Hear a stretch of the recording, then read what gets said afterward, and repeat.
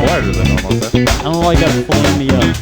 Episode 91 of This Just Might Work podcast. Breaking news. Dilly still didn't do what he said he would do 2 weeks ago. How about this? Dilly, I'm not why? Gonna do it. Breaking news. I'm not going to do it. Do what? I don't know. Just kidding. I don't know what I'm not going to do.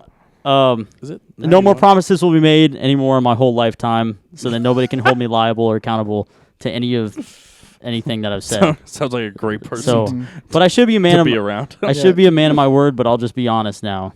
I can either confirm or deny that I have not read these chapters. No, I think you can confirm that. Yeah. Yeah, you can confirm that you did not do what you said you would do 2 weeks ago, and then that's fair. So no more. Didn't do what you said you would do a week ago. Mm-hmm. Yeah. Which was the same thing. Back week. I was reading, to be fair, I was reading another book at the time, but I know Tanner was giving me shit. What book was that? It's a snowflake book. And what book was it? It's a positive thinking book. What book is it? How to think positively. By? Positive. If it's so important, you should let us know. You should share with the class. Right. If it's so important. I'm just looking. Where am I at?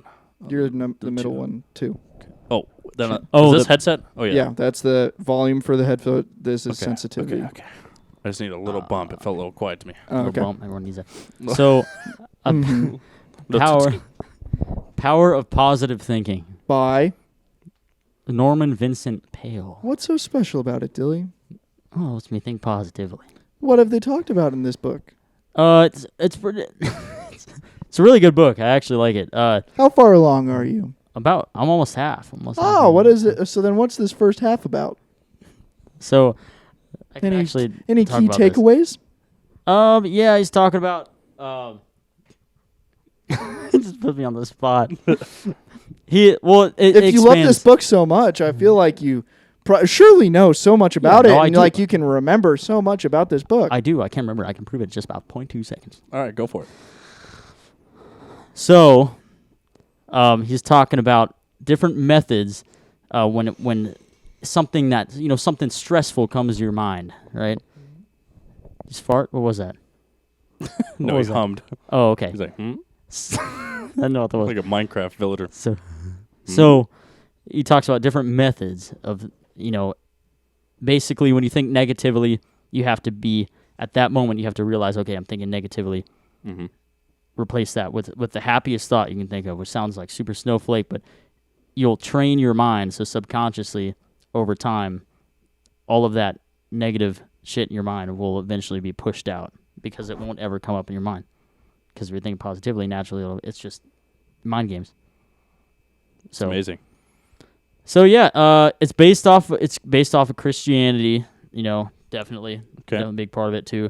How so? But he brings up lots of quotes, some Bible verse quotes, such as because a lot of the parts of the Bible is stories. Yes. So can you remember a story? Oh yeah. So I can remember quotes that he had in the book.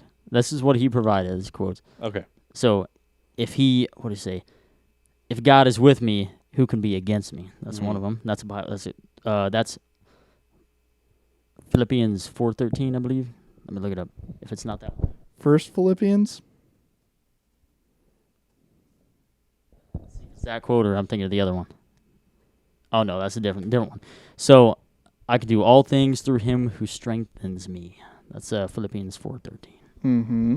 So that's the second quote. There were two quotes that I remembered that he brought up, but he repeats those. So he's like, basically, yeah. So it's really good. It's a good book. It's harder to explain because he explains the methods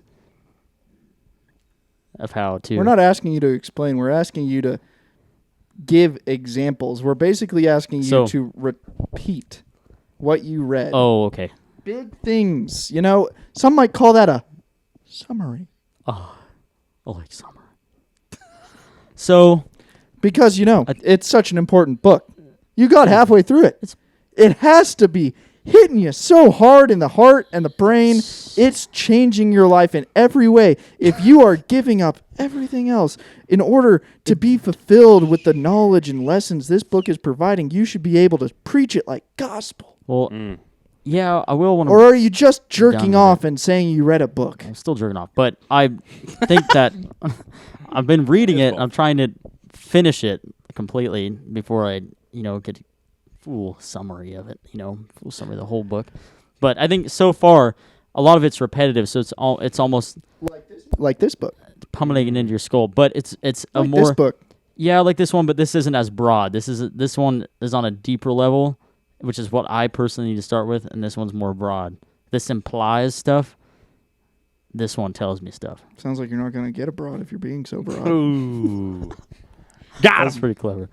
So, but it's really good. While traveling abroad. Sorry. sorry.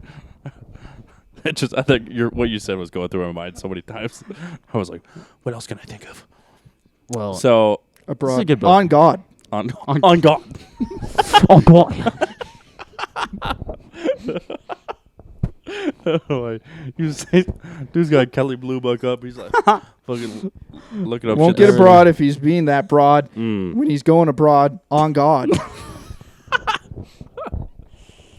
That's the title. Getting abroad while traveling abroad. On God. On God. Jesus, we're that such shit fucking. fucking spits fire. NF, don't steal my shit. He would be that one to put it in there. On God. On God. All right, we cannot start that. that is not continuing. Dude. So again, essentially, Male's point. I'm just gonna cut to the chase here. I know what you mean. how you're treating that book you're reading is how you should be treating this book. Yeah. I'm saying, no, that's not where I was going with it. Oh, Where were you I going? was going with it. He's treating everything like shit because he's being comfortable and lazy right now and he can't decide on anything. But he's barely being less lazy with another book. I see. Well, So he's still not giving 100% towards anything, which is a failure at everything. I think this one, on a real note, I think naturally I avoid. Struggle. Anything. It's a little bit. This one's a little bit more harsh, It's the I harsh think truth. you need that. Yeah, it's the harsh truth. But I need to. I want to start. And this book isn't the fucking positive thinking book. It broadens things, explains things more. I thought that one was the broad one. No, this one's kind of cuts to the chase. Just like, you be a little bitch. You need to stop being a bitch. I remember weeks ago when he was talking about how he needs that, like David Gawkins talking about that. But now he's saying he doesn't. He needs snowflakes and teddy bears. I'm confused. I do. What one does he need? So this one, I don't like the way it's worded for me, because I don't know. I don't see myself as a leader. I know I was talking about this, but I don't want to get back. We went over this last time. I know. Well, there's no reason to repeat why that's a bad thing. I think it's as simple as this. This is third podcast. I know. I want to not make it a fucking full segment. I'm really trying to not. But that's why I'm saying it's as simple as this. I think it's as simple as you having the wrong mindset going into reading the book. I think that's yeah, I think so, yeah. Can't even go 100% into reading a book, then how are you going to go 100% into anything else? And that was my point of bringing up that other book, because I know damn well you weren't going to be able to summarize it, because I was almost guaranteeing that you weren't giving 100% to that book either. Oh, the one that I just read? Yes. No, I wasn't. You gave us half the book and you were struggling to bring up anything that he talked about. All right. I have given that one 100%. That's why I haven't read this one. Then how are you not able to talk about it? Because anything besides he gives quotes. Because all right, motherfucker. All right, this podcast is going to be about positive thinking, the book. And here we go. I would love that. So that'd be fun. But can you do that? Not this episode. If you want to do it next episode, all sure. right, we'll do next episode. All right, but that's what my point is. It's like, but I can expand on it. If you're doing 100% on something, like if you're giving 100% at the gym, and someone, it doesn't have to be on the spot or in preparation. If someone goes up to you and says, "What's your workouts like at the gym?" You can go instantly like, I did this, and this today. Tomorrow I got this. My schedule's back buys, and then this and that, and blah blah blah. And you just know it. And it's part of you because you gave it 100%. So you not being able to actually articulate about the book thoroughly so other people can understand it, we all know that you're not giving 100%. And you saying you gave 100% is a lie. Okay. Don't get the book. Hold on, I gotta get the drink anyways. All right. That's all I'm saying. I'm getting the book because I gave 100%. All right. If you gave 100%, you wouldn't need the fucking book. All right, podcast. This is how you rile up a motherfucker in a productive way. Someday, I just want to know, will Dilly read a full book? That's what I want to know. I just want him to read a whole book. He's flaming up, so he's acting like a fucking flamer. I'm just kidding. I'm sorry, Dilly. What's that superhero from like the fucking what was that, like Amazing Four? The Fantastic Four Flaming Torch. Marvel Comics. Played in the original. That was awesome. The original from the early 2000s. It was played by Chris Evans, also known as Captain America. Oh shit, that's right. That was that was an old movie, isn't it? Yeah, I think that was like 2006. I think 6. Yeah, that sounds about right. 2006, 2008, something like that. Who's that big rock guy? I think it was like. He was like big rock. Oh, The Thing. I don't know who played. I think the that's Thing. The Thing. I know that's the character's name. I just don't know who played it. Which is such a funny. You think? Come on. And then the chick that played Sue Storm. What the fuck was her name? There was Elastic John or whatever. Mr. Fantastic, the stretchy boy. Bitch. Oh yeah, Mr. Fantastic, and then Sue Storm. Who played that? All I know is she's hot as fuck, and she was. And also, Jennifer Lawrence played She was in Good Luck Chuck. No, the X-Men. Fuck. Jennifer Lawrence. Yes, she was the fucking blue chick. Oh, I love Jennifer Mystique. Yeah, she was Mystique. Yeah. Oh, she's Mystique. Was she? Yes, she was Mystique. Oh, Jennifer Lawrence. I was thinking about J-Lo. Yeah, J-Lo, not J-Law. Yeah, J-Law. Yeah, that would be trippy. Yeah, she was. Yeah, she was the second set of Mystique. Right. Either way, still great. Wonderful stuff. Loved it. I didn't think that was real when I watched that movie. Whoa. Yeah. Until they pulled up Mystique. We'll move it over. You're missing it. So what's this drink, Tanner? Oh yeah. So we'll do that while Dilly calms down. Oh, yeah. I'm calm. You're calm. Nail flames me up. Can I see the book? You can see it. I'm just ripping the top off. Whoa. About halfway through it. So it's a softer approach, you know. It's what apparently we need. It's what I need before I go to the next step. I'll get glasses real quick. You guys talk about the book. The power of positive thinking has helped millions of men and women achieve fulfillment in their lives. In this phenomenal bestseller, Dr. Paley demonstrates Bailey. I don't know. I think so. I'm not sure. Demonstrates the power of faith in action. With the practical techniques outlined in this book, you can energize your life and give yourself the initiative you need. I'm sorry, I'm changing sentences as I'm reading it. That's the key signs of dyslexia. Dyslexic. Woo! All right. And give yourself the initiative needed to carry out your ambitions and hopes. You'll learn how to. Here's the list. Expect the best and get it.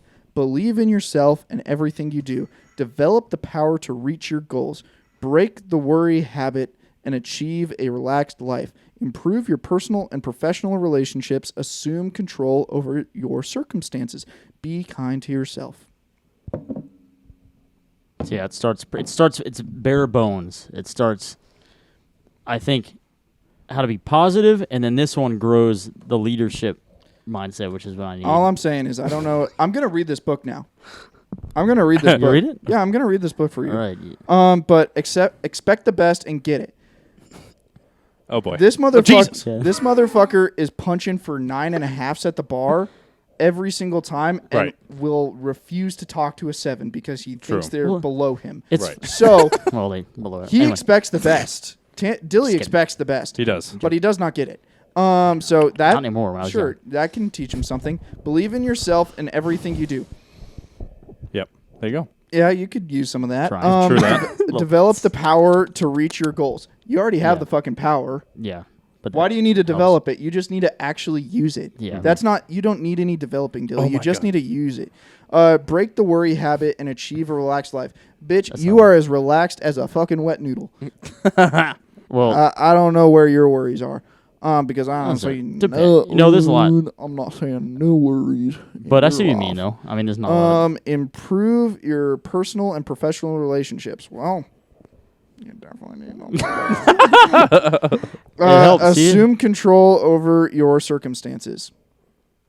if you need to assume control, that means you're taking control and leading your circumstance. You're true. leading the situation. So maybe it'll start. Maybe you need a little bit of that. For that, maybe a twofer. That's right. It's A little twofer. Next Be one. kind to yourself. I don't know anybody that gives themselves more softballs than this motherfucker. He's too kind. He really is. To himself. Well, super nice to himself, actually. Well, that's a good one though. But interesting. I'll read it. I'm gonna read that. Yeah, I know you're gonna read it and then be fucking hostile. You're gonna turn the most calm book into something hostile. Anyways, you're not denying it. All right. I'm not saying I'm going to or I'm not going to, but I'm just gonna say if it gives me a bullet to shoot at it, I'm gonna shoot it. True. So It's only fair. it's the thing is I need bare bones. Like I need really. You need meat on your bones, not bare bones. Hey, I got meat on my bones. No, not much. All right, so I think. Oh, Come on now. no, it's fine. Come on now. It's not bad. I'm really not bad. I'll be like 30 years old and I'll be like fucking prime. You know, I'll be good. I'll be get a little meat on my bone. I'll be like. Well, you could be prime now and when you're 30. Only if you don't drink prime. Yeah, I was about to say. True. Anyways, that's He a whole has one in the separate fridge. conversation. All right. Yeah. Speaking of drink, we'll get into Yeah, let's that, do and that. then we'll get into Dilly's therapy session number 365. God, dude. I was scrolling through the store. You know what I mean? Yeah. Looking, wanted to get something unique, something I haven't seen before. Yes. Looking through, saw this, said, "What the fuck is that?" This is an No interesting idea. one. It's called Nitro Pepsi. Right. Yeah. Nitrogen infused cola. Smaller bubbles, smoother taste. That's apparently the whole advertising. And it says. It says smooth, creamy, easy to drink. Pour hard, drink easy. So it says chill can, pour hard. Admire and enjoy. And read that bottom part. What kind of cola it is? Draft cola. Draft cola. I've never heard that term. I think Almost like a beer, but they're like right. I think that's like the level of like bubbles, I guess. Yeah, this is like it's a draft. This is like the Heineken Yeah. or Right. the banquet of fucking Pepsi. Right. Yeah. That's a good way to put it, actually. So it says chill can. I already did that. I Yeah. did that for Chill, everybody. dude. I made sure it was chill. Mm-hmm. Yeah. Pour hard. And Pour I'll let you hard. look at the picture so you know what pour hard means. So we'll just each have one. It says fuck it. It says you almost want it to fizz up. I almost got an alcoholic drink. Dilly begged me not to do it, so I didn't do it. No, I never did that. 62 grams of sugar. Are they trying to kill us? Holy mother! But I'll drink it. Caffeine. Any caffeine? Oh yeah, 77 milligrams. Where the hell you see that? Bottom. Oh, very I see. bottom, yeah. What the heck? What's that? Oh my! Oh God. shit! Oh, pour hard, pour hard, pour hard. Damn, that motherfucker poured itself. It's like I'm ready. God. Saved Is that part of the? Yeah. Saved it. Is that part of the Smoother. pouring hard? Oh my God, dude! I don't even want to fucking All right. open this. I know. Oh my next to my God, it just laptop. won't kick. Watch our Okay. laptops. Yeah, I'm serious. Jesus Oh, this is Christ! how it's gonna go. I'm gonna open this. Oh man. Is it barely open? Yeah, it barely opened. Oh, what the? Hey, watch it. Oh! Okay. I'm pouring hard. Hey, yo, you better. Oh yeah, no, you better grab it. You better fucking grab it. You better grab it. I'm got serious. it, I got Yeah. it. Oh, okay. I just started freaking out for no reason. God. I'm telling you. Oh, it's literally look how fucking like foamy it is on the top. It looks like a fucking Guinness. Look at yours. It literally looks like a Guinness. Yeah. All right, pour hard, Dilly. Open it away from my laptop. Oh, perfect pour. Damn, that is a satisfying look. Yeah, that dude, you can feel the weight of the foam that's Right. still in there. Oh my. This is so interesting. Dude, there is a lot of fucking foam in this can still. Pour hard. I know. Look. Oh God. It's like I need to jerk it off. That's so funny. Pour hard. That's such a funny thing. Yeah, it's like fucking Crystal Pepsi. Yeah. Oh, there comes all the foam. Oh yeah. Dude, it's like a fucking coffee. It is. You're just pitch black. That's so wild. Damn. I kind of. Dude, yeah, it's holding like a fucking root beer float foam. It is. Dude, remember that one time when Dilly was trying to get root beer floats and then he bought like black cherry root beer? Yes. Never forget the fucking. What was the other one? It was like a. Oh God. Oh, what's that candy? I forget. All right, we trying it. You tried it. Yep. Wow.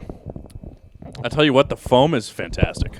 Yeah. This would be perfect for root beer floats. Just to add on to that. Honestly. If it was Honestly. I fuck with it heavy, actually. Some vanilla ice cream with this bitch. Jesus Christ.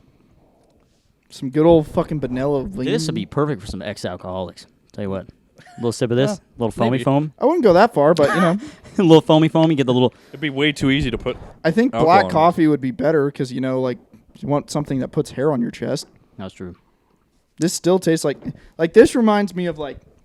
Man, I kind of fuck with it. Yeah. That's so wild. Okay, hold on. This reminds me of the nights after rec league baseball. It's weird. Yeah, it's not flat. Throwback. It's like... It really is smoother. It is. It's fizzy, but It is smoother. Wow. Yeah. It literally tastes like a draft. It tastes like it the soda versions that you get at, like, McDonald's. Like, you know how they're just so much more elite at McDonald's? They are. The most like, this elite. is the McDonald's elite in a can.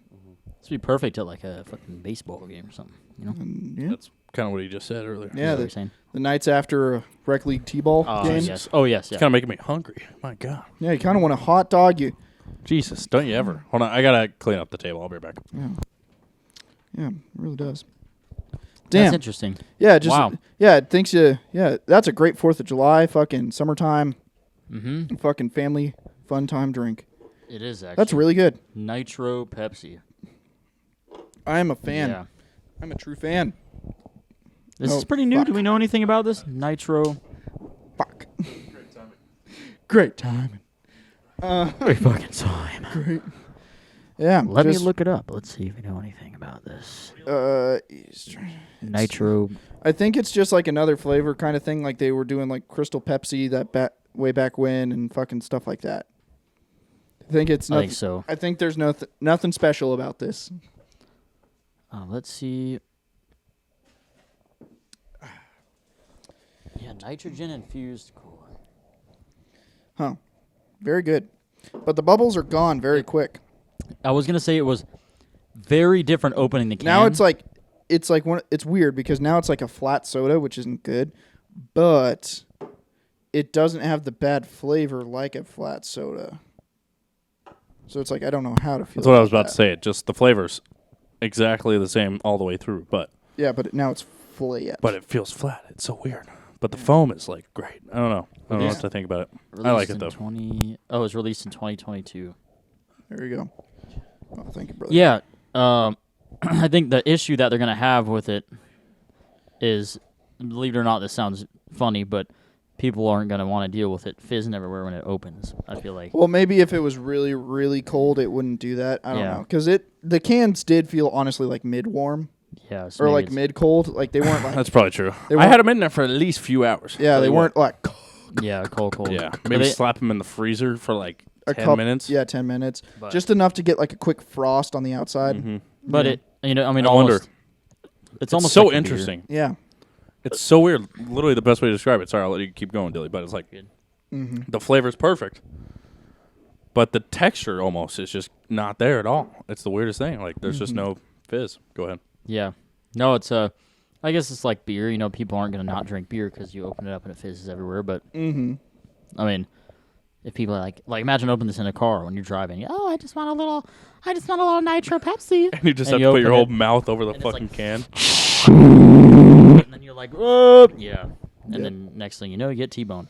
So that's the last thing you want. Yes, sir. Man, the float idea would be money, though. Yeah, a good vanilla bean, like the ones where it still has the little black specks from the bean. Yeah. That's got to be the best ice cream. Vanilla bean, yeah. I'm sorry. I think vanilla bean, French vanilla is really It's one of those. Vanilla. It's one of those things where it's like a vanilla ice cream is either so satisfying it hurts, or it's so pointless you regret even eating it. Yeah, like if it's artificial, some of them are. But but when it hits, it hits. All right, my God, hit. Yeah, so good. Interesting can and everything. I literally had like no idea it was Pepsi. I don't know. I was just like, I'm glad I picked it up though. Yeah, I thought it was a coffee thing when I saw it sitting. That's what I was thinking too. Yeah, I thought it was like a coffee, and I was like, "Are they going to get sued by Pepsi for having a Pepsi-looking logo?" Right. Yeah, and then exactly. when you were like, "Oh, it's Pepsi," I was like, "Oh." Yeah, because it says Nitro is like the big logo. Almost, so that looks like the brand name, right? Yeah. But it's actually Pepsi. Yeah, it's interesting. So, very good. Very, very interesting. So we could talk more about Dilly needing like a kick in the balls, but we need to talk move about on. other stuff. Yeah, we could fine. probably move on. Should we wait till next episode for chapters 8 and 9? Yes. I'll just finish the rest of it. We'll try. Finish the book. We'll try to fucking shoehorn Dilly in somewhere with some questions. I'll do it. Yeah. Well, but we'll talk about it. We can't go 3 weeks. Yeah. Or we add more chapters this week. It's not gonna help me. You just said you're gonna try to finish it. So if you finish it, just finish the. We have like three chapters left. Okay, it's not that bad, honestly. So. Well, he has 5 chapters left, but I'll just keep reading. Just go ahead. You know he's gonna short himself. He's not reading them. True. No, I'll read the whole thing. I'll read it. It's good for you. So, good mindset going in. This is gonna help me. Decentralized Command, Okay. Chapter 8. That's right. Shit. Don't have the book again because I was doing some truck stuff, so I accidentally left the book at my apartment. But it's all good. I've got it in the brain. But who wants to do the Decentralized Command? See, now it's been like A I've read them, but it has been a minute, so I should have looked over it. It's my fault, but a little glossing. I think this is one of the chapters where the business application story actually is way better than the not the military one. Right, the military story. Yeah. Even though the military story was like 85% of this chapter. All right, it was Jocko that wrote this chapter. Mm-hmm. I'm trying. God, I'm gonna have to find something. Well, I guess I'll look at my tabs real quick. Maybe it'll remind me of what the hell it was. I think I started reading this chapter. Is this chapter? Yeah, Decentralized Command. Yeah. Okay. So let me see if I remember anything. Okay. Well, spit it out if you do. The proper understanding and utilization of decentralized command takes time and effort to perfect. For any leader, placing full faith and trust in junior leaders with less experience and allowing them to manage their teams is a difficult thing to embrace. Yep. So, I can't... Geez, I'm trying to remember the story. Alrighty. So this one was like kind of a generalized... Like I said, it's kind of hard not... Because I fucked up and didn't have the book with me right now. But I think the military story was honestly like kind of a generalized fucking story. It wasn't like an actual like this event happened here, I think. Right. I'm pretty sure. I think it was just like an example of like the day to day because it honestly makes sense in my head seeing that. Right. But this one was very much a chapter where it like kind of brings a lot of the previous stuff together. Yeah. So yeah, decentralized command. So he was talking about like sending guys out on operations, and so there was I think it started like generalities and then it got into specifics. So yeah, multiple SEAL platoons and like a whole entire like fucking 4 regiments or like a fucking brigade of other personnel, which like included like I think it was like 3 Army regiments and a Marine Corps regiment. It was like a giant ass fucking movement. And then so like the SEAL teams were also like the sniper platoons were like here and here and here and here and blah blah blah and this and that to give support for this giant ass fucking movement in Ramadi. And so he had the platoon leaders in those platoons that were out on the run. Instead of calling back and having to be like, hey, this is no good. Can I go here? Or what should I do? Right. He just entrusted his leaders that were lower to him to fucking make the decision. Like they're on the ground, they can see it, and they're like, this isn't a good sniper position. We need to move. Right. And it got to... And so they were like doing this, and he was like verifying and like relaying it back to Jocko, who was back at the main cop. Sorry, cop. I think it was Falcon. And he was like seeing it on the map, so he was like watching essentially tacks on a map move, representing what they were doing and where people were located and this and that. And then so like giant ass movement, and it's really easy to get into the thick of it because that means there's hundreds of people that you could pretend to see through their eyes by listening to their radio calls, focusing on Right. what they're doing and this and that, helping them, Right. monitoring them, giving them okays on what they're doing, this and that. Instead, he did the trust, and he just gave the trust to his platoon leaders, like, what's in front of you, you handle, relay it back to me, so that way he can follow the bigger picture. And it got to the point where, like, certain things were happening, and, like, an army tank element that was patrolling through with this giant movement thought they saw snipers on a certain building. And so they call it in, and Jocko, because he was decentralizing all the command, he could focus on that macro Right. and whatnot. He was like, let's verify this, because originally the sniper team was supposed to be in like building 73 or something, and they moved to 94. Right. Because that's that's how right. they were numbered on the map that way. That's right. And so he relays it back. He moves it on the tack and this and that. And he's like, okay, before they do anything, and obviously like this is kind of high speed movement because like enemy snipers can take out a lot of personnel really, really quickly, really, really effectively, really, really dangerous on the battlefield. No so they want to, if it is an enemy sniper, they want to fucking shoot that motherfucker hard and quick. Yep. Right between the eyes. So he talks to the SEAL guys, and he's like, we need perfect, positive, this and that. Tell me how many buildings from the from this like intersection you are, and which side of the street. And he's like, this. Also, the top of the building has an L-shaped roof. I'm sitting in it right now talking to you. And he's like, good to go. I see that on the map. Positive identification. That is definitely building 94. You are where you say you are. And then he goes to the army guy, and the army captain's like, this is redundant as fuck. He already verified this and that. Right, because he kept asking him. Yeah, and it's like building 94 and this and that. And like they looked at the map, and like building 94 is only 3 houses down, or like whatever house he said he was going to be shooting at is only 3 houses down, or something like that. And then so he was like, count and this and that and blah, blah, blah. And sure enough, it takes forever to count. And then they were like, correction, it's building 94 that we're looking at. And they're like, don't fucking shoot, that's your boys, and all this and that. That's allies. So, yeah, that was an example of decentralized command in the military sense, where it was like the small guys were focusing on their things, and then it just like, instead of like the big guy focusing on every single individual person, they focused on the 5 guys below him, and those 5 people focused on the 5 people below them. And they talked about how like an efficient team, like a man can only properly and efficiently juggle and keep track of roughly about 4 to 6 people at a time. Right. Like you can't properly control and interact and understand more than that. You're going to be an inefficient leader after that point. Obviously. So they were talking about how it's important to trust and build the knowledge and have the rapport and like the business know-how between those people, and have the ego check where it's like, I could care less if this guy below me is running the shots without asking me, because in the end it makes my job easier to do other important things that support them, that makes it even bigger. So it brings like a lot of the beginning stuff where it's like no bad leader. It was like chapter 2 is like the fucking no, what is it like?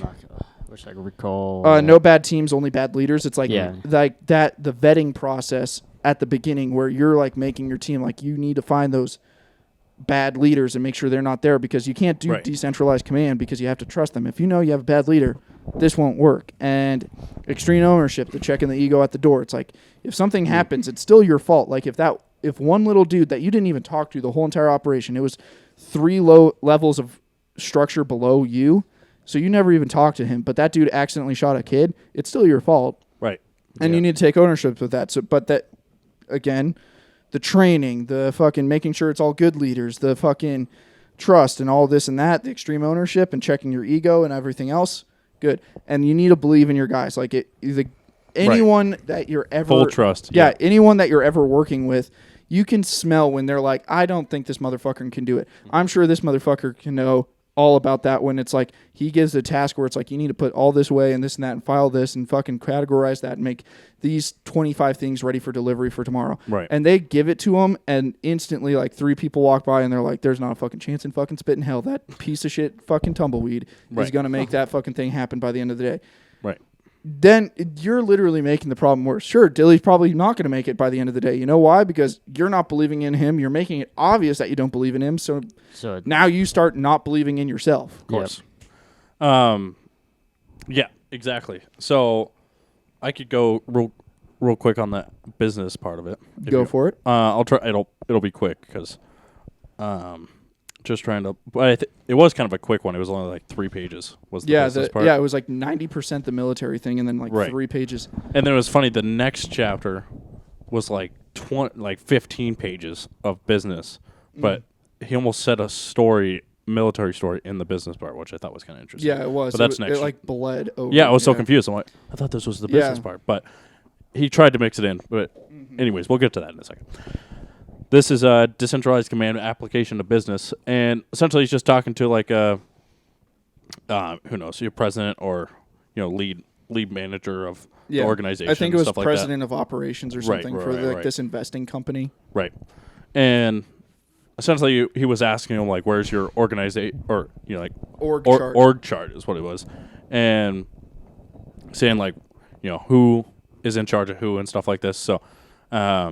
But what he found, Jocko, was some guy was in charge of like 2 or 3 people. Some guy was in charge of like 5 or 6. And then some guy was in charge of like 25 people. And it was like, how the fuck does that make any sense? And he asked him why that was the case. And didn't really, he said not really an answer. Essentially, it was just like for what those guys. It's just how life is, basically. Right. That's just kind of how it worked out, is what he was saying. So,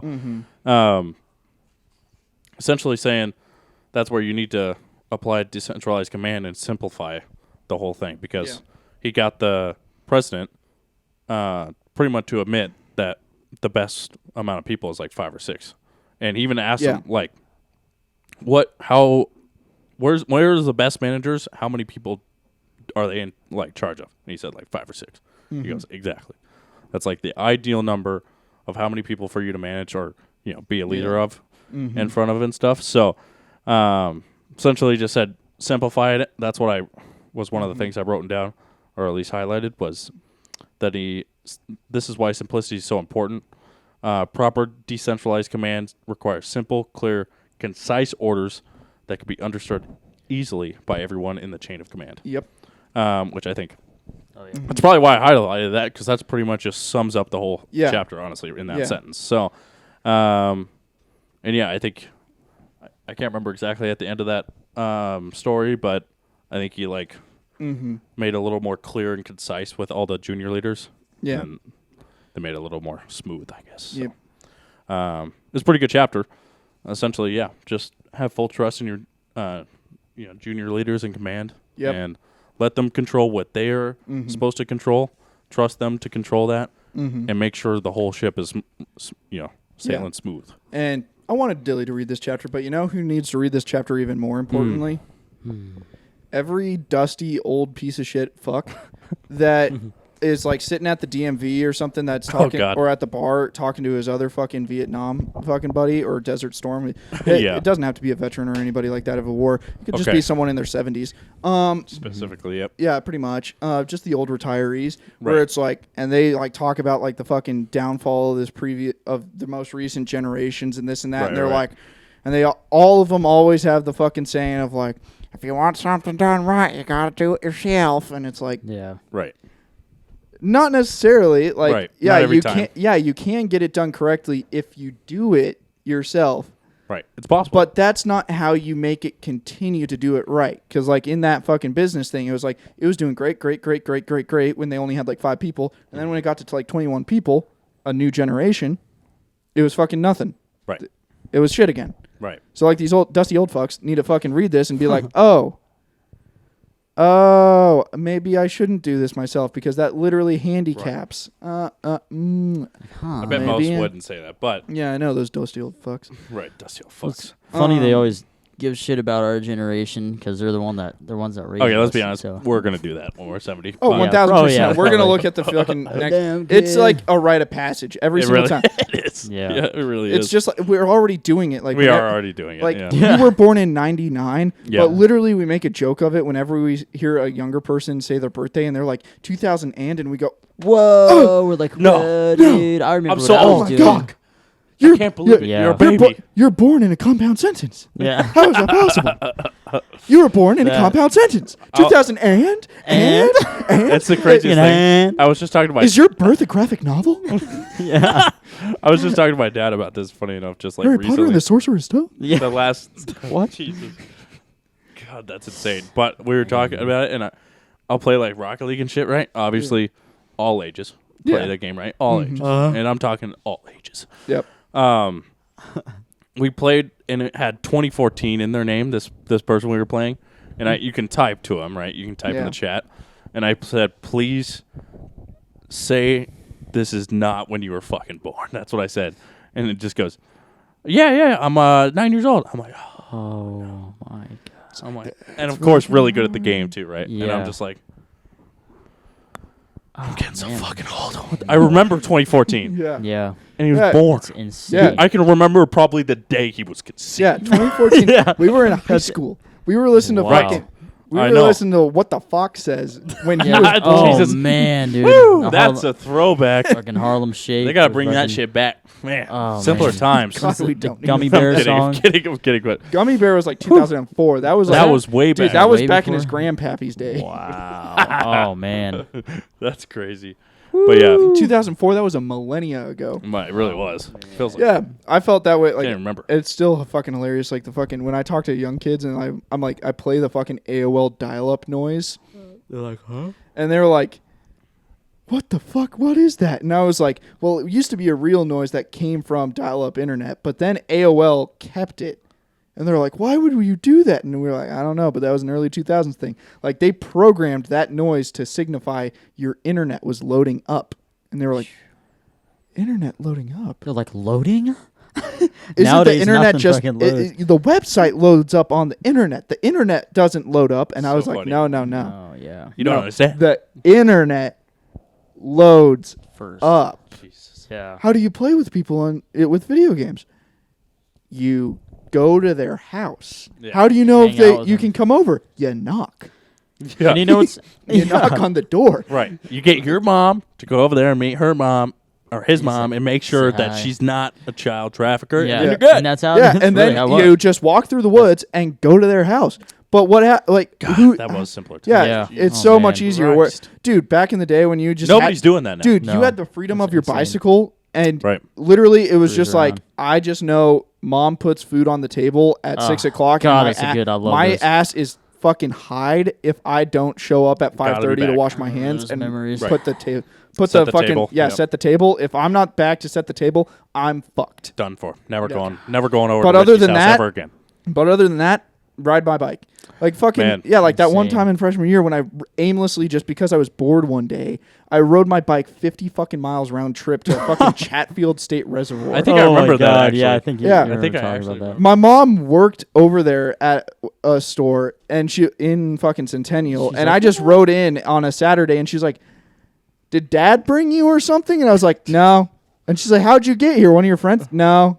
I just rode So by. far. What happened? And then she looks outside and she's like, "Is that your bike outside?" And I was like, "Yeah." And she's like, "You rode your bike here?" And I was like, How? What? You Yeah. That's so sick. I was though. like probably 14. Jesus. It's just so funny though, because you didn't think anything of it. You're like, Yeah, I it just admits it's what made you happy. You're like, I'll ride my bike. Yeah, I was like, I'm just gonna ride my bike, and I was like, That's it. I wonder how far I can go. And then I got to the reservoir, and I was like, I can go farther because the trail keeps going further, but I probably Chatfield. shouldn't. So I guess I'll turn back.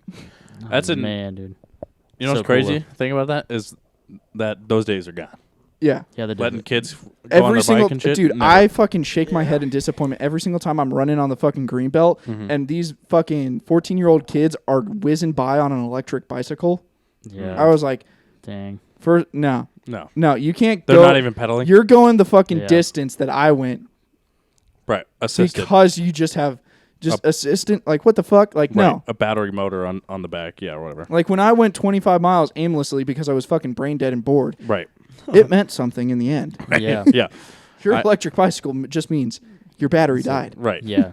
And you're a lazy piece of shit. Yeah. But But you yeah, don't though. even fucking do that. No. Like, have you seen those fucking reports where it's like the average age for someone to get their driver's license isn't 16 anymore? No. It's like, it's something I had like no idea. It's like 19. Like the national Jesus. average is like 19 or Was something. everyone just being a bitch? Yeah, everyone's waiting to get a fucking car. Oh I was my like, what the God. fuck? Everyone's like, well, there's ride sharing, and my buddy. There's always someone in a friend group that gets their car, or mom and dad, or whatever. And so it's like I don't feel like I really have a need. Like there's ride sharing and this and that I can use instead, and it's like that's crazy. I will admit, I was intoxicated with the freedom of a bicycle when I got the car. You're free. Oh my god! Like our fucking idiot friends that would aimlessly, just like how I did 50 miles aimlessly on my bicycle because I was like, fuck it. Our friends that aimlessly was like, I'm bored and it's Friday night. Let's go drive to the New Mexico border and back just because fuck it. Yeah. Oh my god. Like how the fuck are these kids nowadays not fucking just like crying to get their fucking license at 14? Like I would. Man, I was so fucking pumped. Dude, I was so pumped. Dude, I would fucking punch in my own fucking skull if they said, if you do that, you get to have your license at 14. I would fucking do anything. 100%. I remember I was whipping the golf cart around the farm just because I couldn't get my license. I was just like trying to drive that's what it's all about. The coolest friends I had when I was in middle school and elementary school was the ones that had the electric cars and the fucking golf carts because their parents were rich. Oh, yeah. Yep. Oh, yeah.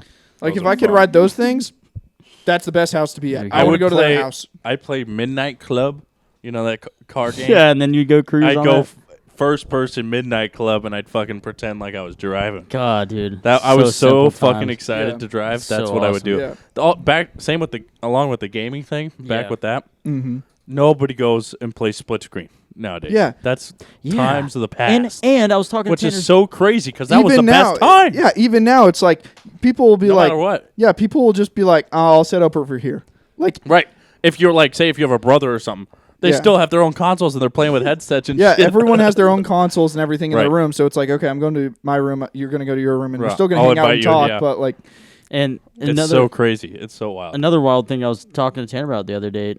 You can't pause games anymore. Well, it depends what games you're playing, but like most are multiplayer. Most are multiplayer. I'm playing the Hogwarts, and that can fucking really? It can be paused? Yeah, it can, well, yeah, it's all story mode. I don't know. Okay. I mean, like I'm not a big fucking gaming boy, so I don't know. Yeah. But how's that if Xbox there's like treating you? It's good. Yeah. Yeah, I'm enjoying it. I just don't use it a fuck ton. Right. Yeah. Busy. Yeah. I got other things going on. But yeah, like I think like the national average to get a driver's license now is like 19 or something.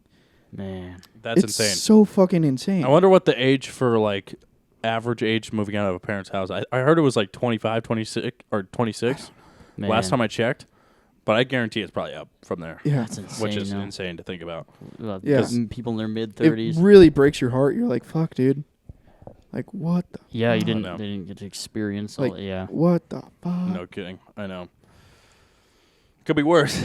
I guess. But not much. Yeah. No, I'm kidding. So, okay, back to the book. I'd like to go on more tangent random shit. So let's finish this because that shit's funny.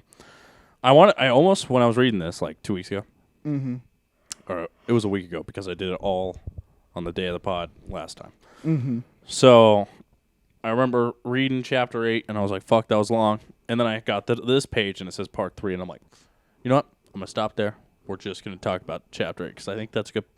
End up reading chapter 9 anyways. But anyways, I read it. I was ready last week, so I should be ready this week. But if you remember, it's Leaf Babin Plan. Yep.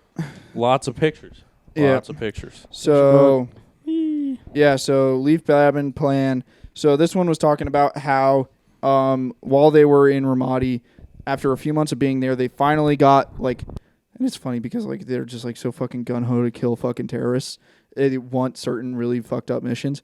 Even though, like, the circumstances, they would rather the circumstance never come up to where they have to do it, but, like, they're like, fuck, I'm trained for it, so, like, oh. I found it so interesting. Yeah. Like, when they would talk about going into, like, battle and, like, the most dangerous, they would get so fucking pumped. Yeah. Which it obviously you kind of have to be that way, right? And to do that. Yeah. But it's so interesting, right? It's like, I can't wait to blow that fucking dude's brains out. Yeah. It's like, that's a crazy mindset to have, That is right? insane. Yeah, But if you're a SEAL, kind of have to. Yeah, so they got a fucking hostage mission sent down the pipeline. Right. So they were like, fuck yeah. That's like the fucking marquee, like Hollywood fucking thing to get. Like, that's the fucking storybook thing.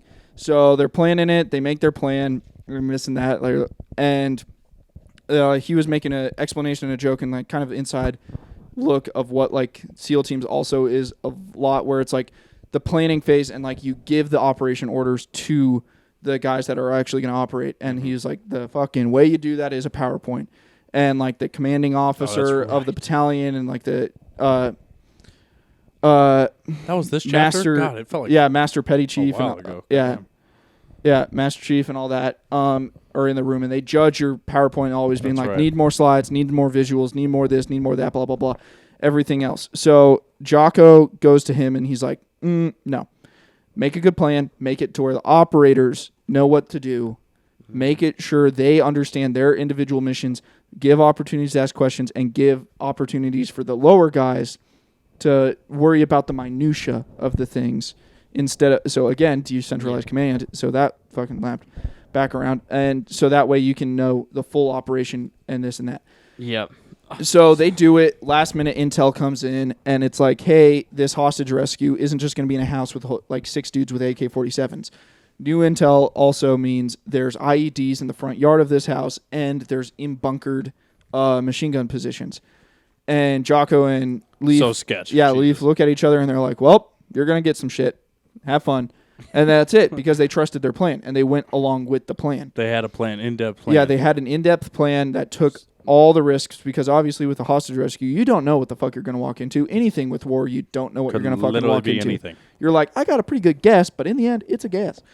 So you got to prepare for a lot more than just your guess. So they go through with it, didn't even shoot a single fucking round off the whole entire hostage rescue, and pulled it off. Which is crazy. Yeah. They let the, like, local army, like, military guys go in there, right? Yeah. Just like how they were talking about earlier, how like they only got missions. They got missions approved by bringing the Iraqi army with them. That's right. So like they brought them along, and so like the plan was the Iraqi army was going to go in first, and then SEALs were going to follow in very close behind them to assist and support, and then further lead as time goes on through room clearings. That'd be fucking terrifying. And they were fucking terrified because they blew off the door, freaked everyone out, and they were like, "Whoo!" and didn't do anything. So they just pretty much like, I imagine like they grabbed them by the back of the fucking shirt. Yeah, that's kind of how I imagine it. Their belt loops, and they were like, "Yup," and just fucking yeeted them in through the door. It's so funny to think about. And then they went in after them, and they're like, "All right," they were included. That's so crazy. But yeah, that's what they did. So good planning, and then the CO and the it didn't phase them real quick. It didn't phase them at all when they got that intel on how it's going to be like a bit fucked. Yep, obviously, but it didn't phase them because of how in depth their plan was already. Yep. You know, they were ready for anything. Yep. And then the business thing, I don't really want to talk about the business thing because like Tanner already alluded to. Gotcha. He talked about the military stuff in the business thing. So I was like, so confused. Yeah, it was like the business thing was kind of a disappointment in this chapter. Well, it was long too. Yeah. Holy criminy, was it long? I was like, basically, it's I love the story. It's basically the same exact thing that the military thing was, but just in a business sense. Like, oh, okay, we need to make plans to like introduce this and this and this to the company or whatever. But yeah, he brought back a lot of military stuff and talking about it. And he talked about how he, like that exact mission, he used and replicated in the SEAL training back in the States to prepare other SEAL teams for deployments. I see, yep. And this and that. And he was like, okay, like, new intel, what do you do? And like, he asked the group, and because it's just training, it's not actual real anything. And they're like, I think we should make a new plan. And they were like, oh, okay, who thinks that? Oh. Okay. I think we should just completely hold off. Now with this new intel, we need to hold off until new circumstances are presented. Oh, who thinks about that? And then he's like, oh, who thinks they should just go the fuck through with it because they trust their plan? And they're like, oh, we didn't think about that one. So, yeah, well, I thought that was pretty interesting too. But it was wild. Yeah. The fact that so I think, in the business thing, he was going in to it and then brought up like a problem that the business had, and then applied it to something that he had with another story. Yeah, with it, his military experience, and then just kind of went on a tangent talking about that. And and like an example of like how a good plan can make something so easy, but then no plan can make something so hard. Is this podcast? Ooh, because. Because he talks about how it's like you want a good regimented plan, easy to understand by all parties. So true. And then you just stick and do that plan every time. You might change like little things about the plan and tweak it as the circumstance needs. But in general, you're staying with the same exact plan through and through. Of course. But then when you don't have anything, it kind of goes to fuck. Right.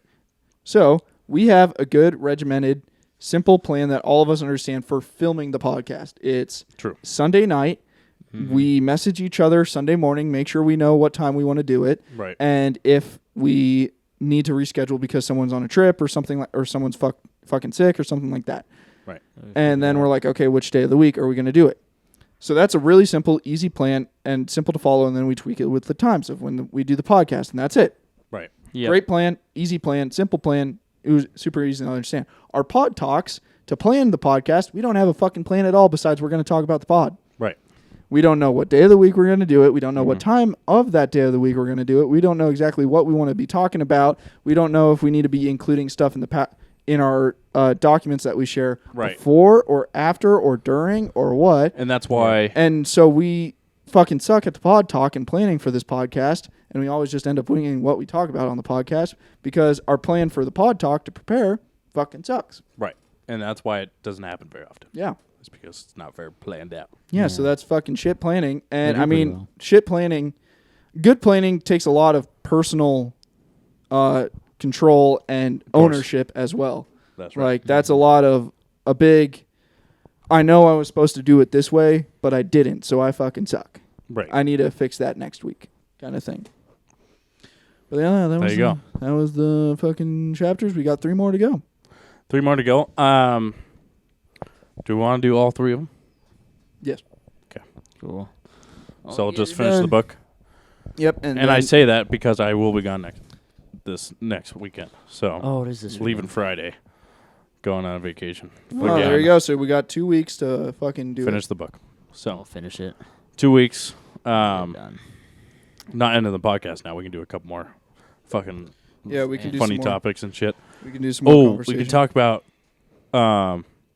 real quick. We'll talk about Messi. But yeah. And I have some real estate numbers. Oh, bet. Yeah. But yeah, we're not in we'll be missing next week's podcast. Missing next week's just want podcast. to throw that out there. But after that end of Extreme Ownership, next book I think might have to be something for Dilly, so it might have to be David. I think I'm gonna. Have you read his 2 books? I read the second one. I haven't read the first one. Okay, so maybe we do that then. Yeah. Because I somehow haven't read them, and I've followed him and read a bunch of shit on him, but I haven't read his book, so I got to do that. Yeah, it's gonna be awesome. I'm excited. Yeah, really awesome. That'd be really, really fun to read, honestly. So, but yeah, Messi. This week on Dilly Sports. Sports time. Do you know what happened? I sent it to him, so he doesn't. Well, Messi shot. What, the winning goal? Shot his shot. Shot his shot. Shot his shot. Made his shot. On God, he shot his shot. On On God, he shot that for God. Sorry. Somebody come get this man. Somebody arrest him right now, please. His first game with Miami. Shot. Comes in, didn't play. Shot. Yeah. Comes in, didn't play the first half of the game. Just gets subbed in. Mm-hmm. What's he do? Fucking does Messi things. Goat shit. Fucking shoots that bitch from fucking 30 yards out. Top tit. Yeah. I get Messi. Top tit. Last second. Yep. Last play of the game. Ripping net. Absolutely fucking shattered it. So fucking badass. It so was gangster. So fucking good. I mean, that's like. That's exactly what you want. Dave Beckham starts crying in the stands. Yeah. He's like, fuck, I made a good purchase. God, it's so fucking good. It's like, God, that's a good fucking. That That'd was be a that was a feeling. good fucking feeling. I'm fucking happy I spent that money now. God. It's pretty sweet. I'm happy that's for so it. The one thing that Messi pissed me for sure. off, he gave his jersey he wore I saw that. signed to Kim Kardashian's kid. Right. I was like, there Why? is someone that's way more deserving. Literally almost True. anyone in the fucking stadium. So true. But Any other kid. Fucking Kim Kardashian's kid Oh, God. Kid's gonna use it does as not need more No. bullshit. Kid's gonna use it as a napkin when he's eating fucking pizza or something. It's like, oh my God. People wear it so much, it just gets fucking shit all over It's it. cool, It but should be like, fucking framed and it put would in the be Hall way of better Fame. if, it's like that kid's gonna be like, oh my God, it would be way cooler if, like, like the collar had gold flake in it, but Yeah. He's gonna get Whatever. it bedazzled or something. yeah, Right. fucking North Fucking turn it into an iPad or something. Yeah. yeah, North Kardashian West. Sell it for an iPad. Yeah, Just one iPad. yeah. North God. Kardashian West has a historic, priceless fucking God. signed jersey now, and it's like, That's all. Literally I'm so pissed. anybody. I'm so pissed. Almost anybody. That is really funny, actually. Yeah. So how was the kid? The kid's What? like must be like 9, Young. like 8 or 9. That's Oh, probably. yeah, he doesn't give a fuck. Yeah. Respectfully, I mean, like. And it's Kim That's Kardashian's kid. Yeah. Like Right. Kim Kardashian was there with the kid, and she was like, "Oh my god." Do you think Kim doesn't care either? So it's really just. I Like, mean, I'm sure Kim. She's old Probably. enough and she understands like Yeah. this is badass and I like Big this. deal. But it's like I don't think it still would carry as much weight as if like some random That's fucking anybody crazy. That jersey should be fucking. in the Smithsonian. It should be escorted. it It should be escorted outside of the stadium in 3 armored vehicles, like a presidential shit. Yeah. They don't know which one the jersey's in. Don't put any people in the cars. Just the fucking jersey. Right. They're all Taking Tesla helicopter lifted to somewhere else. Yeah. Yeah. But yeah. driving Crazy. themselves. But Yeah. So yeah, that was it pretty was crazy. dope to see. Anyways, cool. It's. I feel like this might be a tipping point for MLS. Like this might actually be the actual rise of MLS Right. Because it's grown because so much. it has grown because So I mean, much. they have so many fucking expansion teams. I've was so mind blown because I've never really followed it Yeah. ever. Maybe when I was young because I played soccer my whole life. Mm-hmm. I would follow it a little bit, go to Rapids games every so often. Yeah. But I never really followed it. But there was like, don't quote me on this, but like fucking 19, 18 teams or something like that. Yeah. Now it's like something like 40 or damn near? It's up. I think it's 30 or over 30, which is fucking. But for like a 10-year period, that's fucking insane. It's like Yeah, 2 a year. So many expansion teams. It's just so crazy. I've never seen. I But hope they cap it at some point. oh god, So they have to. They Jesus. got to cap it at this point, Every so that state way gets one. so that way the teams can actually start growing their fan bases instead Right. of fan bases just. No, they gotta have a plan, but it's Yeah. just like, whew, man, it's insane. 'Cause Yeah, and soccer's like just soccer's getting big. Like yeah, no, well, this our country is finally like catching up. yeah, for some Caliber-wise. Yeah, for some reason, like the whole entire world was like soccer is the fucking sport, and it starts with the The world's younger game. the young generation. Like the young kids have to get into it, and then that turns it into a mainstream thing because Right. young kids get into it when they're young and they always follow it afterwards. Right, So then you think it's gonna finally happen, and then America's like lacrosse, right. and they're like Basketball, Oh yeah. lacrosse, basketball, and we're football, like, baseball, and it's like, yeah, those are good, but like lacrosse, hockey. Yeah, lacrosse, really? true lacrosse. Yeah. Like really, that's what the kids are all about today? Lacrosse? They are, and that's but such an now- American thing. My Yeah, God. but now the thing is, all across America, like all these kids like want to be soccer players now. no, 100%. It's yeah, like because soccer is the sport to play right now for little kids. Do you think? Well, yeah. God, we've always because I played my whole life. Yeah, so there's I always saw like it. the Pee Wee Rec League soccer, but no kid really cares about it. Like every kid wants to play Rec League football and then go to fucking high school football and then they want to play Yeah. baseball. Probably Yeah. yes, And probably basketball. right out of all 4 of those sports, yeah, it's probably number 4. But Yeah. it was still just because of how big our country is and how many people we Mm-hmm. have. It was still fucking huge competitively. I played competitively for like Yeah. 12, 13 years Mm-hmm. in like not before high school, and it was just like fucking ridiculous. It was Yeah. so like thousands of kids at these games Yeah. and stuff. It was ridiculous. But we're finally, and it's because, but now more than ever, kind of to your point, is because we're winning. Yeah. We're starting to show success as a national team. You know who I don't want to win? The women's team Yep. knew it right they away. are arrogant Dang. as living shit. Oh, geez. I Let's go deep normally on this like one. I Keep want driving. to, dude. What? Oh my god. Jesus Christ. We were about to shit on him. I didn't think we were going to go there. Oh my god. My God. No, There was a funny ass meme. dude. Did I send it to you? About women driving? It was so funny. Was it a? Oh my god. It was like that old one. I'm sorry. Hold on, I gotta play it real quick. I gotta play Who it. wasn't? Yeah, there was a comedian that actually. Little number. Oh no, it's an old. This car is equipped with the latest Sure Stop Sorry, no-touch guys, we- hydraulic brakes. Oh my Just god. barely touch Gotta these send it to brakes, mail too. and you stop. It's so funny This though. custom job is manufactured exclusively for backseat drivers.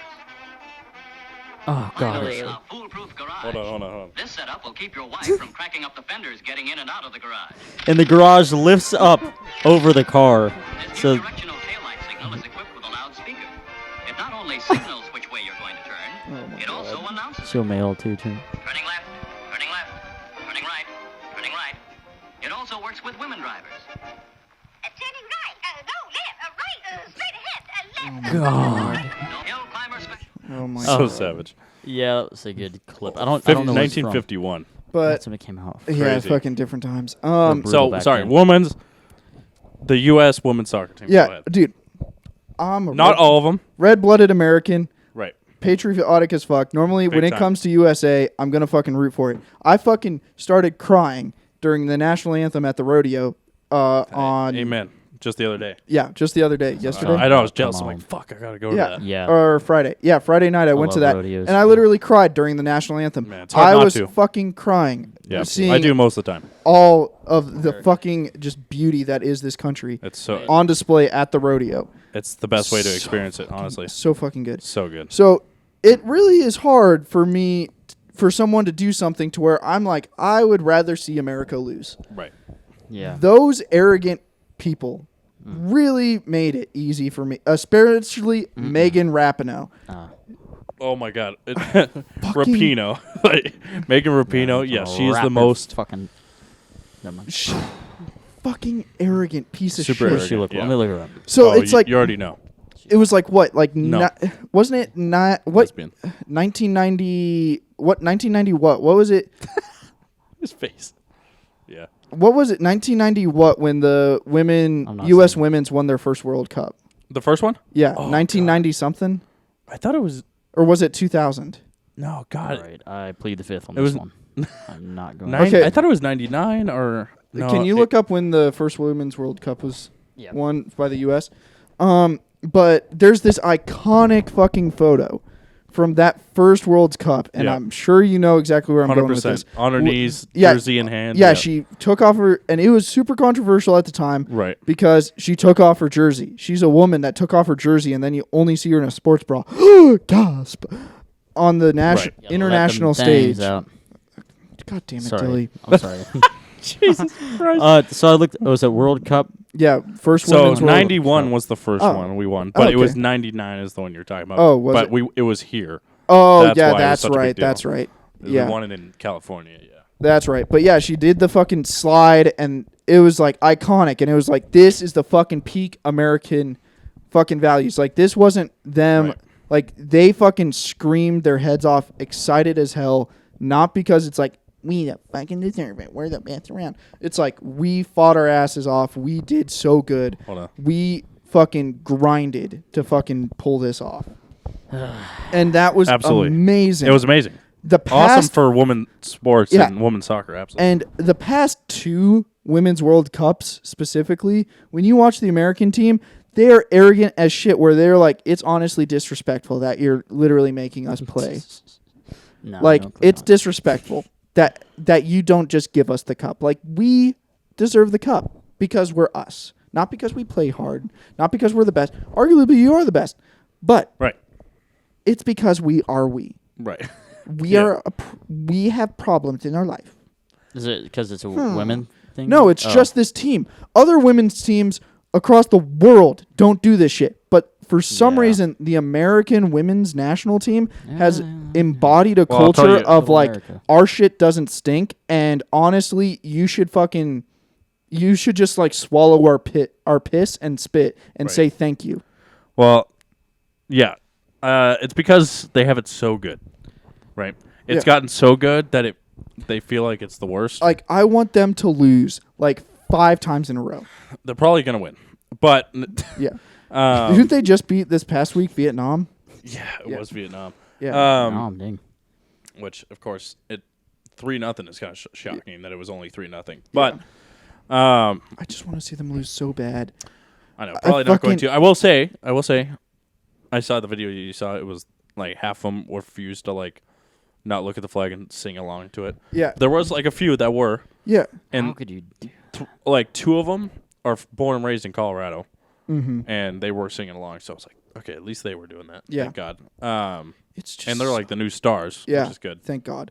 But yeah, it's so fucking stupid. And It is frustrating. At least, Yeah, and that just doubles it down. Like, I would hate the fucking UK women's team or the fucking South Korea Doesn't or matter, the yeah. Japan women's team if you go out on an international stage where people are literally like dreaming from the day they were born, like, Right.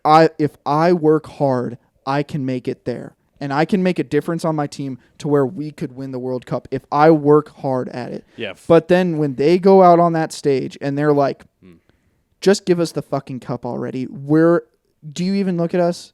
Right. I'll shit in a bowl and you need to eat it and you need to act like it's fucking caviar. Damn. Like that's the fucking attitude they have is like they think they fucking shit solid blocks of gold and I fucking hate it. Yeah. Right. Make it simpler for Dilly. Essentially, they were like huge on because they are U.S. women's soccer team, right? Yeah. Really fucking good. I don't know how good they are. They're fucking ungodly good. They have won like 6 in a row. Not in a row because I remember them losing like in 2013 or something. Oh yeah, but they've had on a streak since they beat Japan in 2012. Yeah, so they're still cooking right now. Oh god, no, best women's soccer team in the world for sure. Wow. Won like a bunch of World, so they were the best. Mm-hmm. That's Our cool. men's have never won a World Cup. Yeah, that's because, like we were saying earlier, there's so many other men's sports that people care about so much more in this country. Mm-hmm. But it's starting to catch up, soccer, which is good.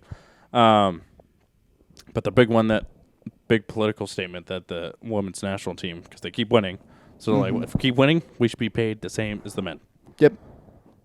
So that was they wanted equal pay essentially, but the argument is that business is business, right? It is at the end of the day. If you're not bringing in the same revenue, you're not going to be paid the same dollar. Yeah, and so like they're demanding. That's just how it goes. They're demanding of all this. They're arrogant as hell. Same way if it was the other way. I promise. You can't get a raise if you don't do the work. Yeah, and then and then I again red-blooded patriotic American. Yeah. I definitely feel on these global events. You need to be fucking pro-America and pro-whatever. Like if you need to wear that crest on your chest. You have to for 7 months. And it's on their chest. Like you can talk about unequal pay and everything else after the Olympics or after the World Cup and before the World Cup or after the World Cup. Right. But when you're currently on the stage representing America, right. Those little things you need to not talk about. Right. I feel like big things like if the country does a absolutely ungodly horrible thing, if they are doing horrible, unhumane, fucking Nazi shit, absolutely, I don't care what country it is, speak up against it on that stage. You have the platform, but don't use that platform to make petty little problems. Right. Like. You need to just shut the fuck up. And the issue is they feel like it's that big of a deal. Yeah, and then a lot of people are like, if you're so anti-America and so anti-U.S. established fucking norms, right? Then there are teams in the Olympics and there's teams in, I don't know the World Cup, but I know in the Olympics there are, where it's international collective, where it's just you're not representing any country, but you are Olympic quality athlete. So this is just like collective people from any country across the world. And so a lot of people are like, if you're so fucking anti-us, go fucking play for them. And then they refuse because they know they like it. They like it. Well, not necessarily that, but like the women's team, especially the women's soccer team, this is the best team in the world and this is the best team I possibly can play for. No matter what. And they in know soccer, best chance to win, it's like you can be Ronaldo or Messi or anybody else, and on soccer, like one player can only do so much to make you win. Of course. That's why Messi's only won one World Cup. Yeah, exactly. And just recently. Argentina just hasn't caught up with what Messi is until now. So yeah, they know they're not even going to get close to the fucking publicity and the world stage of the Olympic finals for soccer if they do the international team. So they're like, no, I'm going to play for America, but I'm going to fucking trash America the whole time. And it's like, that's it's messed up. Every single decision they're making pisses me off about that shit. I know. I want to see them lose so fucking bad. Probably going to win, but I'm not going to watch. And I usually would always watch. Yeah, I would watch also. Like, I watched every World Cup, men's, women's, everything, the best I could. And then whenever America gets knocked out, I would just stop watching because in the end it is still soccer. It's true. It's the best. It's the best soccer. So men's World Cup, I'm gonna probably watch it for about 3 days until the men's team gets knocked out. Hey, they made it the farthest they have in like 20, 30 years. This last World Cup. That is true. But normally it's like okay, I'll watch you for about 3 days and then I'm not gonna watch anymore. Imagine, this is kind of funny and fucked up to think about at the same time because the women's win all the time. Yeah, I'll never forget. Oh my god, the last World Cup. 4 years ago, the last Women's World Cup. Yep. This is so funny to think about. Oh, we were there. I was in Michigan. We're at like a. That was sports, the one that was in the UK because I think so. The Megan Rapinoe, she did the fucking T-sip in front of all the UK fans, and everyone was like, that's right. That's the most savage American thing I've ever seen in my fucking life. And it's like, did you see fucking Hiroshima, bro? Like, Damn, I know. dude. like Oppenheimer would disagree. Like, that's the most kidding. fiery fucking fire. So He was spitting that is really funny. I he forgot spit about fires across 2 cities. What do you did. fucking mean? So savage. Ship tea I for the remember. British.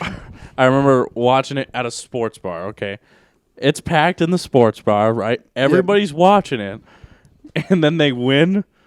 No cheer at all. Nobody gave a fuck. No. Yeah, I was just like, oh god. I was like, because 'Cause we I was just don't like, know. let's go. We won the World Cup. A big deal. And nobody knows But about what it, if or the what? fucking men's won it? Dude, if the men... The because whole country would fucking Oh, go. my God. Well, the men, you don't parades even and know shit. who's going to be on the team, and you don't know any... It's true. You don't Because know the men any- suck compared to Yeah, the women. they suck. And also, Yeah. any dude on the team, you don't know his fucking politics. No. You don't know anything about him. You just know he plays for America, and you're like, well, I like America, and I don't know anything else about him to hate him. Right. I wonder if that So- women's change if they were as good as the women's, though. It depends on how The political they people. are. Yeah. I There's a good think- chance, but who knows? Who was it? I think Maybe it they learned a was... lesson. I was watching some sports interview. Okay. Fuck, who was it? Oh, it was Henry Kane, the captain for the England's That's right. national team. Yeah. And I was watching an interview with him, and they asked him, like, because he wants to be a punter or a field goal kicker in the NFL Oh, one what? day. Yeah. I He was didn't like, know that. he was That's like, cool. yeah, he's like, if I can, I want to try to do that. That'd be He fucking was like, I sweet. want to be a kicker in the NFL. Like, that would be sweet. That'd be he pretty wants to do that. badass. So they asked him You good, about, dude? like, comparisons of, like, Doing math in my head. the international or like non-American sports superstar Right. versus the American superstar, Hmm. specifically like soccer, because a lot of those club teams like pretty much have you on lockdown since you're 8, like where it's In like Europe? yeah, Holy like criminy do you they. know anything about that, Dilly?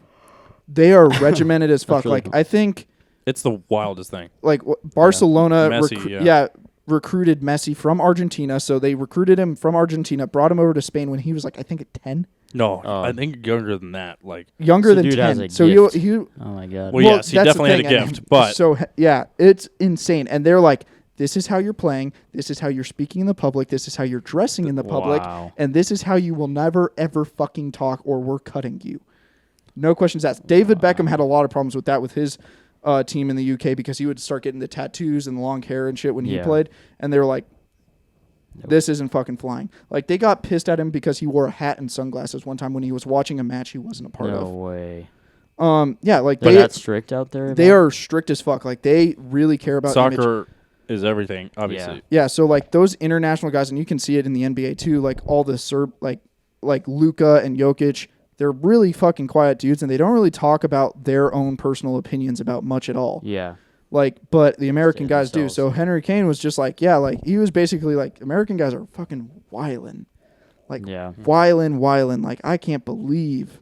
That we Like, do some of they- this shit. Say what they say. Yeah, they say what they say, and they let the Yeah. public know what they think that much. That's amazing. Yeah, compared to Yeah, and it's like, dude, the fucking Americans can definitely listen to that and fucking take a sip of that. Because, Yeah, it true. just like feeds into everything because then you care about them more. I care about the American men's team not more because they're men, but because I don't know if I can hate them or not, so I'm going to just default like them Right. Yeah. because they're my team. Yeah. They have the stars and stripes on their jersey. Yeah, And- but I know so much about every single female player because they won't shut the fuck up Yeah. on the internet. I They spread all am over- bound to yeah. hate them because of their fucking opinions. I'm like, I want to root for America, but I hate you Yeah. because I It's know what hard. you stand for personally. And that right. And to play devil's advocate a little bit, Mm-hmm. I'm definitely with you. But obviously not all of them are like that. Yeah. So Yeah. I would be, if I was them, I'd be a little frustrated. I'm like, look, I'm just trying to win this shit. Right? Yeah. I want that World Cup trophy. That's what I'm playing Yeah. for. Yeah. Right? I'm not playing no money or anything. Yeah. No stage to say whatever I want. No. Yeah. It's just like all the NHL players where it's like, I could give a fuck less. I'm here for the cup. Right. Yeah. Exactly. Like if The whole mindset around So the I would NHL. change, so much would change for me in the Women's World Cup if they start, because the news fucking percolates it. Of course. Every fucking ESPN analysis person and fucking sports writers having a microphone shoved in their face, and they're like, "What do you think about this bill in Tennessee?" And it's like, and they're like, I hate it, and they're like, "It's my sausage." Yeah, yeah, true. And it's like, what does that and have it's to like, do with? well, that's not helping anything. So if literally if so funny. if the World Cup comes out, and so the news isn't helping, being like, Right. fucking Let's stir the proposition bill in Minnesota, it's saying the fucking 8-year-olds can't see penises. What do you think? And they're like, bro. Yeah, and it's like, this is fucking sports. I don't want to think about that right now. So like, funny. if they fucking shut that down, like they're on the fucking in the press conference room, and they're doing the what do you and, and this and that, and they're just like, I'm here to talk about soccer.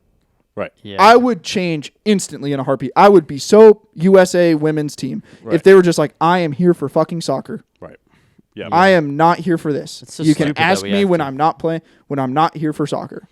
Well, here's also another thing. Last thing I want to say on the topic, because you can just go on and on. But Yeah.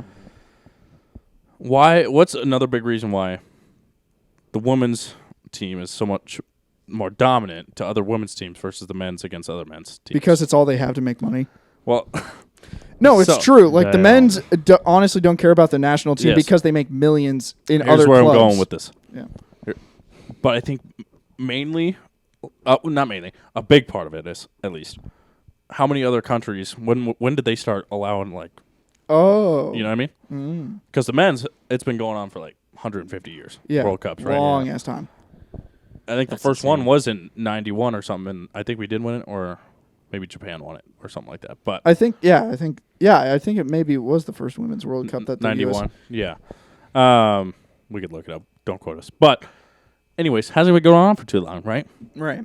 And wasn't too many countries in the first few World Cups, right? Right. So it hasn't been just like the last 10, 15 years where there's been at least like 30 countries that have gotten to the World Cup and shit because of how blessed we are to have these freedoms and stuff like this, because there still is, no matter how you want to hide from it and shit, it's how the world works. Yep. There still is countries that won't allow that shit. So, Yep.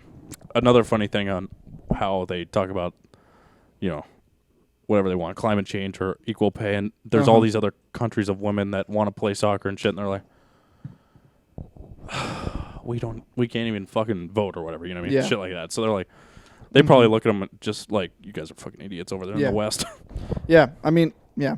And yeah, it's just like one of those fucking things. Like, yeah, they look at that. So it's like, yeah, as more, and that needs to happen. More women needs to be involved in the sport. Like, I want to see so many more countries participate in the Women's World Cup because it's just better. I want to see more women's soccer. That's why the men's is so entertaining. I don't care what you say. I fucking hate the fucking comparison of like, look at the Women's World Cup score versus the fucking Men's World Cup. It's like, okay, score. What do you stop. Like they show like this fucking dude on Argentina team doing like a fucking spin around the fucking feet and this and that and fucking juke the living shit out of a dude and fucking crazy skill. rip net in the fucking top right and fucking crazy power. It's on fucking the shot and shit. crazy power, crazy shot, crazy movements, crazy everything. Yeah. And then the women's are like a little bit of fucking movement, and then fucking straight shot down center and this and that, and goalie accidentally jumps to the right. And they're like, and they're like, it's not even fucking entertaining. It's like, no, it's fucking entertaining because like when you're immersed in the women's cup, like obviously there's two different skill attributes that can be achieved by men's cup versus women's cup. Of course. So like if it's you're just different, yeah, it's just like different. So it's just like different game. Stop comparing them because the men aren't going to do the same type of soccer that the women do, and the women aren't going to do the same type of soccer the men do. So like, just get immersed in it and enjoy. You can't You can't compare them because they're never going to play against each other. Yeah, it has happened like a few months ago actually. The U.S. women's team played a retired I saw that pro team, like a semi-pro. Yeah, it was like a beer league team, like a beer league team. Men's beer league team played the best women's soccer team in the world, and the beer league guys beat them 24-1. So that's what would happen. And it shows like just different sports, just like like it was like way back when, but just because men and women are different, that's Yeah, not and this one was brought up in Congress a couple of days ago. Oh, jeez. They were talking about women in sports because of all the political things that are happening with men and women in each other's sports and whatnot. And they brought up like Serena Williams is beyond elite and this and that, and like no man can touch her because she's just so elite in tennis. And then Riley Gaines, the female swimmer, instantly chimes in and she goes with a fucking statistic or a fact, and she was like, in this year, whatever year it was, Serena and Venus Williams played this one individual retired guy, or he was like ranked 203rd in the men's, nation, the men's, and he beat them in all sets and rounds. Oh my God. They were and he was drinking beers in between. But he's like, give me another one. He's like, yeah, he was like, just because I won one. And it's just different. Yeah, and that's fine. Yes, but people just need to know that's how it's just get immersed in it and enjoy both. I think the funniest argument I saw, and also I think it was in like court or something, was this guy was trying to advocate for like men and women's sports, which is, obviously super unfair. But people want to like. What was it? Is that not your drink? Not your drink. That was my wallet. Okay. Chill out, dude. Slid. You good? Right. You had too much to drink, dude? I know it's a draft cola, but just fucked up off a draft Pepsi. That's funny. Go ahead. But it's like the fighting ones. Oh yeah. It's like, all right, what if we had Mike Tyson in his prime go to women's boxing? Oh man, dude. Yeah. And then they She would instantly- fucking well, yeah, they cut to the because Mike, that fucking over. It was like Scary Movie 4 where they parodied $1 Million Baby. Right. And it was Mike Tyson and punched the living shit out of that one shit. Oh, man. And they're like, that's how it happens. And it's like, clearly that's not going to be good. Right. For the safety, not a good thing. So, all right, we can move on. But we'll see what happens. They're probably going to win. I just wish fucking... who knows? More celebrities, sports, but in celebrity in general, just need to be more silent and not open with their lives. It's like... It's weird. I know, it's turning into I was watching a commentary on Critical Drinker. Or he was on Russell Brand, and he was doing an interview. Love Russell. Yeah, I love Russell. Love Critical Thinker. But he was talking about how it's like, back in the day, you would go watch a Arnold Schwarzenegger movie, not because you like are so excited for that. Right. And this is where he talks about like the problems where it's like there's constant rehashings and like reboots and continuations because now people aren't going to see a movie because of the person that's there. They're only going there for the character. They're like they really like they just really like the Harry Potter character, so they go see a Harry Potter movie, or they Not really the like they don't care about the actor anymore. Like they used to be like, oh, it's a Stallone movie, I want to go see that. A Schwarzenegger movie, I want to see that. A Daniel Day-Lewis movie, I want to see that. Or Leonardo DiCaprio movie, I want to see that. Right. Or something like that. Nowadays, it's more so it's like, oh, I really like that story. I really like that character, so I'm going to go see that. Right. And it's because it's like you can't, it's impossible to put a person on a pedestal when you know everything about them. And now everyone's putting everything out on the internet. Like they're tweeting like idiots 24/7. It's like, I hate Seth Rogen now because he's a fucking jackass idiot on the internet. I can only imagine. I have no idea. But so it's like I fucking hate it. So it's like I used to be like, oh, I want to go see a Seth Rogen movie all the time, and a lot of times they fucking sucked. But I still went to go see them all the time because I was like, Seth Rogen's awesome because like Superbad and fucking. Who's the actor in the Jurassic Park? Chris Pratt. Chris Pratt. Yeah, so he's but that guy on the other hand. Yeah, Chris Pratt, and he gave the example of also Tom Cruise. It's like you go see a Chris Pratt and a Tom Cruise movie because you're like, those names pull you. You're like, I feel safe saying whatever Chris Pratt's a part of and whatever Tom Cruise is a part of, it's going to be a good movie. Fuck if I know what it's going to be about, but it's going to be fucking good. You saw Maverick, right? Yeah. Fuck, dude. It's on Amazon Prime. I think I've watched it like 35 times. Actually? Dude, I watch it all the time. When I'm donating, that's crazy. When I'm donating plasma, like today. Tap it in. I have that shit on download, and I just fucking watch Top Gun Maverick all the fucking time. You haven't seen it. I've not seen it. Dude, I watch it tomorrow. Dude, I honestly fucking... now with the honest to God, on God. On God. On God. On God, dude. No cop. I probably have seen that movie over 15 times at this point. Dang. But like, he's an addict.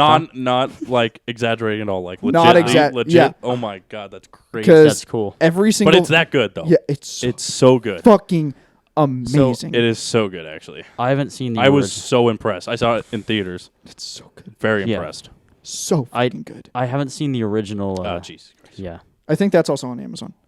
Well, we'll watch the Maverick first, just because you got to see that one. Yeah. All I know is out of order. But. All I know is I had someone here, one of my friends, you got a work friend, my last job, said that her son was somewhere in the military, around there. They were filming on one of the ships, I guess. Yeah. Like when wow. that's pretty cool. Almost all of the shots that they did in the box, in the fucking things of the planes, were practical effects. Like, that was actually a thing. And that's why that, like, I was listening to an interview. They chose the F-18, not necessarily, it is like theoretically one of the best options for like the mission that they were doing, but also a huge reason why that was the plane that they chose is because it's still in active service and it's a 2-seat plane. So they were able to strategically make it look like the back seat was the front seat in the movie. Oh, so they had actual pilots piloting the plane, but then having a camera on the I was front gonna say, seat, they were able to set it up to where all these actors like Tom Cruise and fucking Miles Teller were in the plane, so they were acting like they were flying the plane, but really it was the pilot that was in the other seat. But they were in the fucking... Yeah, but you never saw the other pilot in the seat. But they actually got to ride in the fucking... Yeah. Like, on. Yeah. It was mostly like legit. It was almost all well, not almost all, but like a shit ton was all real shit. That's so sick though. Like that's how I almost said Tom Cruise. Tom Cruise. That's how he Yeah, he fucking he Mission does, Impossible. Yeah, he does his own stunts. His stunts and everything. That's unreal. Also, dude doesn't age. Yeah, he's like I know almost Hollywood. He's like 60s. Does that, but like, come on. He's in the 60s now. But he looks almost identical to the original movie. Yeah, it's ridiculous. Wow. Not exactly, but I haven't you know seen, what I mean. Like, you only think it's only been like 10 years, not exactly, not 35. Right. I haven't seen the original one though. Should I watch that first? Both are so good. It doesn't really matter. I think there's not too much correlation. Yeah, it's pretty much like if you watch if you watch the first one, it like kind of makes you know a little bit more about the story. But it doesn't connect. It's pretty much just only benefits, but not necessity. Yeah. Yep. It's not. Yeah, you're not going to be lost. Either way, you need to watch it. It's Good.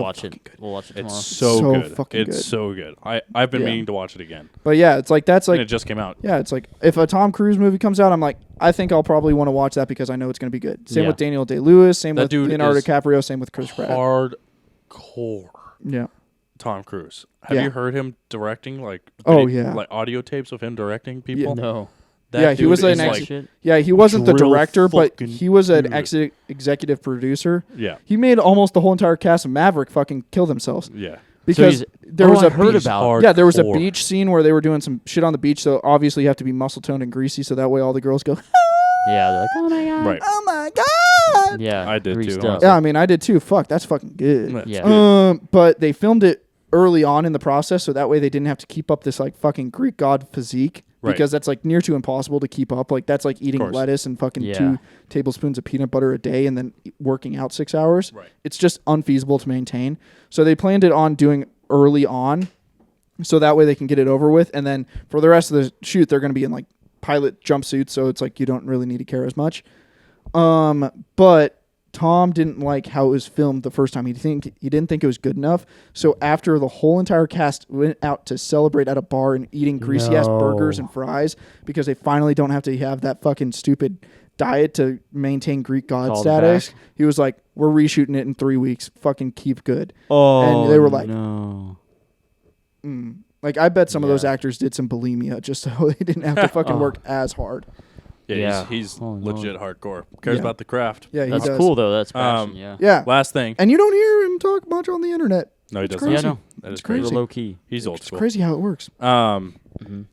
Watched today the Joker movie. Haven't seen that. So good, dude. But such a depressing fucking movie, dude. Didn't I talk about it on the podcast? You might have. Yeah, actually. how I was saying it was like a mirror to society. It's like your actions create these people, and that's why people were so mad about it. Oh, does it they show didn't want how to he see themselves in the mirror like that? Right. Does it show how he was created? Is that the idea behind it? Have you not seen it either? I've not seen it, no. What the fuck is wrong with you guys?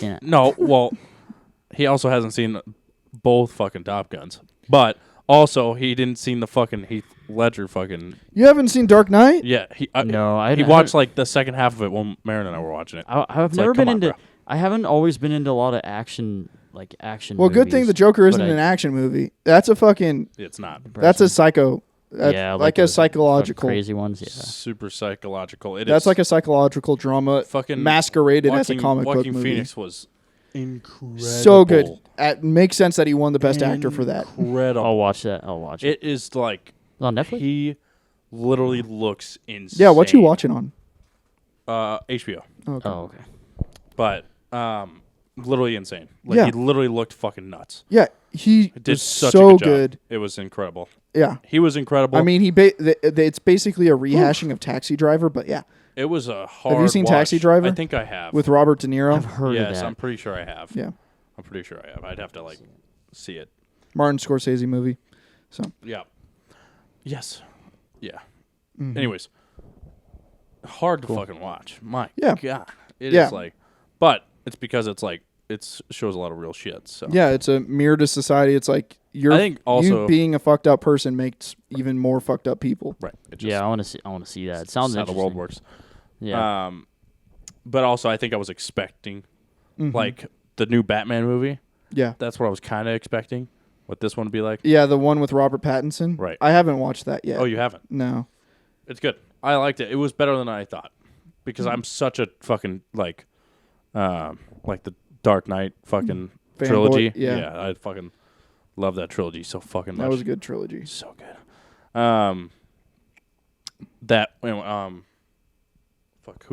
Who plays Batman in that trilogy? Christian Bale. Christian Bale. Thank you. Always forget his You know- fucking name. He you know plays we- Ford Ferrari too, which was You know what we should watch? also good. What? Just popped to my head. The original Harry Potter movie. The first one. Okay, sure. He goes, why? Well, it's just, Why did that pop into your head? Yeah, I it's don't know why fucking that good movie. It's. I mean, I love Harry Potter, and I'm totally down for watching Harry Potter. We talked about this last week. Well, He's why like, yeah, I Potter? haven't seen him. You haven't Harry seen Potter? it? You haven't Yes. seen Harry? First one, I think, but the other ones, I don't know. I seen bits pieces. I was about 9, 10 years old, so I'd What walk the by the TV. fuck, dude? I'd be like, "Oh, Harry Potter's on." What about Star Wars? Definitely not. I was not. That's interested. crazier.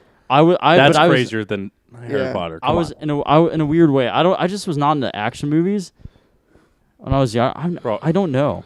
What They the stressed me fuck? out. I Well, think. Harry Potter's something not. weird. Definitely not. But No, Harry Potter's good. Star Wars is really not. That's just It's kinda fucking fun. story and Yeah. fucking fantasy, fucking Yeah. sick other universe and shit. It is Yeah. crazy though. I don't think Just I've ever iconic. seen- Like obviously, same with Harry Potter and Mhm. Top Gun, Dark Knight, all Yeah. those movies, iconic. Just Yeah. legendary movies. So Yeah. I don't know. You just didn't really have a childhood, I guess. Yeah. Well, 1 sec. Let me just What are you looking up? an interesting fact. You're pulling the mic away from your face. Yeah. Yeah. An All right, interesting. Last thing. I'm about to fucking piss my brains out Oh, right now. so time for You some got to see this fucking guy's real desktop. estate numbers. Oh yeah, go quick Okay. while he's So- looking this up. Yeah, it was just a fun little interesting factoid that I was watching some stuff about that. So just like how the old folks I was talking about earlier need to be like, oh, we need to do Right. it because we can't trust them. And now the younger generation is like, I fucking hate all these old shits True. talking about how they can pay for their house fucking $800 a month mortgages. And it's fucking Right. bullshit. So this guy kind of broke it down. So Okay. to show when the fucking thing started happening where it's like, you guys are fucking me. I'm getting fucked. Okay. In 1995, average price of a home was $130,000. Crazy. Which means average down payment for a home is $26,000. 7.86% interest rates was the average for 1995. So kind of similar to today. Right. So that means your mortgage would probably be $753 a month. Right. So that's something. 2019, $260K for a home. Down payment, $52K. 4% interest rates, so way lower interest rates. Right. And over the course of 25 years, it only doubled. So 25 years or Right. 20 years is like, that's pretty good. Yeah, that's really good. Yeah, that's a pretty kind of crazy. slow, steady growth. Really slow. Over so $993 for monthly mortgages. Wow. 2023, $419,000 for an average home price. That means $84,000 for a down payment, which and with a 7.2% interest rate, so similar to 1995 with the interest rates. That means your average monthly mortgage is going to be $2,283.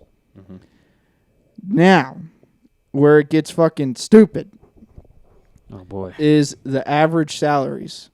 So shit's changing, but the salaries are changing differently. Oh, I see. 1995, average salary was $29,000 a year. Mm-hmm. But with a average mortgage of $753, it was only a 31% of your monthly income would go towards your mortgage. Right. That's so fucking livable. Super livable. Yep. 31%. Yeah. 2019, even fucking better because of those low interest rates and increase in average salaries, $56,000 a year. So that means with your $993 monthly interest rate, 21%. Mm-hmm.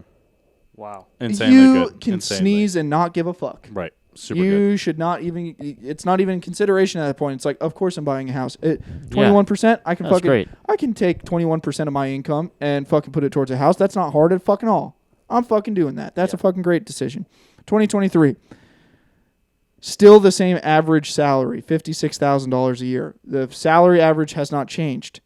But interest rates have changed. Housing prices skyrocketed like a motherfucker over the course of fucking 4 years. Yeah. So now 49% of your monthly income should go to your house if you want to have a house. Crazy is that? That's fucking mental, dude. Mental. Because then you just get food. That's all you can afford Mental, after bro. that. That's food. Nothing else. So fucking crazy. Yeah. And food prices. Yeah, that's literally just for your mortgage. Yeah. Oh, man. Crazy. Yeah. It's Just gonna Half of it going towards your mortgage, insurance, car payments, groceries, Utilities. all of that. Fucking, you better hope you can That's fucking another- figure something else Yeah, out. it's like another 25% right there. Yeah, like it's like fucking insane. And then like I was listening to the radio and they were saying like there's this new like theory that a lot of companies are, especially in the UK, are creating artificial demand because like they can choose how many houses they're gonna build. Right. And because like they showed the UK because like a shit ton of the people, because like over there it's kind of a different culture where it's like houses are passed down from family to family to family member. So like a house in a suburb will stay with a family member for like fucking 7 generations. Like there's people that have houses that are like, oh yeah, this was built in 1873. Yeah, that is crazy. Yeah, it's multi-generational, but the majority of the growth of population in the UK is from immigrants, so they don't have that established housing to receive from their family members. They have to buy into it.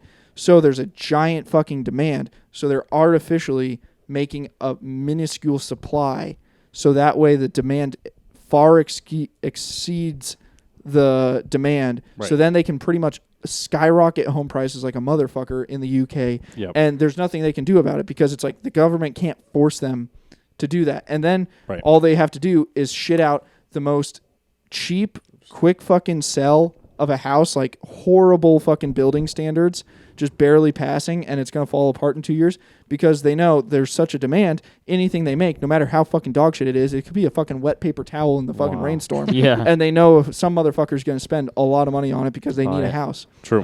So it's and they think a lot of that's happening in the U.S. as well. It's like people are just like, we could make a lot more houses, but well, that's another thing. Yeah. Is our housing shortage is like a ridiculous it's number. Insane. It's insane. So many people are trying to live, and they just fucking really have to move or just scramble to find something. It's so hard. Yeah, nowadays. It's really, really fucking hard. So that's insane. Yeah, crazy to think. Those I was seeing those numbers, and I was like, it makes sense. Well, just because of what I've already known, but it's crazy to see it laid out. Yeah, and then so it's like, those old people where it's like, it's okay, we made it work when we were young. It's like, no. You were giving up half of your fucking income. Now it's scary for a mortgage. Because a lot of people are gonna. I mean, it's just gonna get insane. Yeah, with an $84,000 down payment. Like obviously you can't put 100% of your income into a savings account to save up for a down payment. Right. Yeah. So that means if you don't have like a VA, GI bill, like home loan bill, like I do, where you don't have to have a down payment. Or like someone to help you out. Of course. You saving up $84,000, that means you are 10 years away after making the median salary. So that means 10 years after, like post-college, after you have a well-established job position. If you're good at saving money. Yeah, if you're good at saving money. Really good. Really good. A decade after being well-established after college. So you're looking like in your mid-30s before you could possibly buy a house, and that's well past when people start having families. So more and more families are starting up in fucking apartments, and then it's even harder to save money once you have a fucking kid. Yeah. Right. So it's like, dude, this is a fucking Scary. snake eating its own tail. It's like, which is really a huge reason why I'm fucking getting in the house now. It's like, it's fucking sucking dick right now for me to get into a house. It sucks. But it's like like getting now, something is better than nothing. Yeah, it's better than nothing. And it's like, it's better. It's like it's the rat race. I have to, like, Get into the game. The world is pushing you further and further into the rat race, and it's making it harder and harder to fucking get out of it. So true. Here's the thing. Do you think most people... Yeah, last thing real quick. Do you think most people, years down the line, if this were to get worse and worse and worse, whatnot, do you think most people would just be in apartments? Yes. Like, yes, 1,000%, and that's what they want. That's what they want. I say or renting, but probably mostly in apartments. Yeah, 1,000%. That's what they want. Most people can't rent a house. That's so much more than an apartment. People are more easily controlled when they're living. People can't buy a fucking apartment building. Yeah. They can't buy apartment buildings, and people are more controlled when they're under rent, and people think more...